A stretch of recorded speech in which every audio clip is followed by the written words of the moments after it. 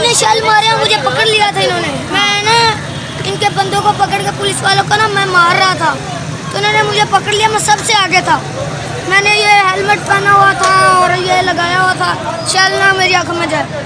अब मैं पकड़ पकड़ के पुलिस वाले मार रहा था, तो इन्होंने ना मुझे पकड़ लिया। 5 लोग थे, चारों तरफ से ना घेरा डाल के 5 लोगों ने, पुलिस वालों ने घेरा डाल के पकड़ लिया।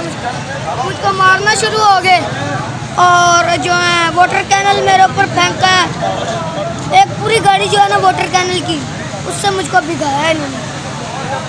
कल मेरे साथ इतना जुल्म और ज्यादती की गई है, फिर भी मैं निकल गया हूँ। तो आप हिम्मत नहीं आ रहे? फिर मैं हिम्मत नहीं आ रहा, फिर भी मैं लड़ता रहा हूँ। आप क्यों लड़ते रहे हो? किसके लिए लड़ते रहे हो? अपने कप्तान के लिए, अपने मुर्शिद के लिए कि उनको छोड़ा जाए। वो बेगुनाह है, उनके ऊपर कोई केस ही नहीं है, कोई वारंट ही नहीं है, उनको अगवा